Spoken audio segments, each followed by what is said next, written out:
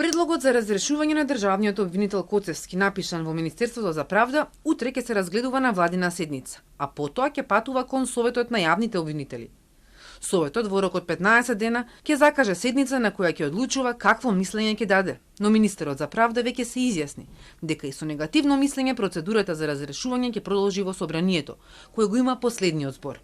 Како влада ќе продолжиме да преземаме активности кои се во насока на подобрување на функционирањето на правосудниот систем. Довербата на граѓаните е сериозно нарушена и затоа сме силно посветени конечно да владее правото и да имаме правна држава. Членовите на Советот пред себе ќе ги имаат образложени причините поради кои владата сака да го разреши Коцевски. Дали детали ќе дојдат и до јавноста засега неизвестно. Од правда преку соопштение во петокот наведоа неколку причини, но без конкретни податоци.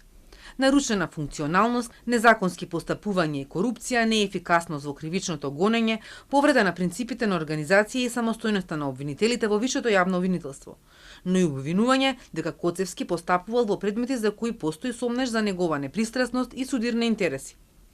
Деновиве представници на власта открија каде го гледаат судирот. Коцевски е член по функција во Советот. Каде до спогодбата, фотелја имаше и Иџет Мемети, а државниот обвинител го има и последниот збор за спогодбите. Од обвинителството одговорија дека ниту во овој, ниту во друг предмет Коцевски не бил во ситуација на судирен интерес. Од соопштението на правда, меѓу редови може да се прочита и дека власта на Коцевски му замерува за состојбите во висшето скопско обвинителство, но дека ги зела предвид и обвинувањата на двајцата суспендирани обвинители, Хајрулахи и Цветановски, според кои Коцевски вршил притисок за предметот со бонусите на СЈО.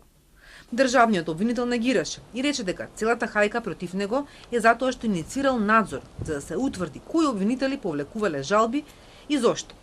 По надзорот Коцевски иницираше дисциплински постапки против двајцата. Амината Танела Цветановски одговори и со кривична пријава против Коцевски.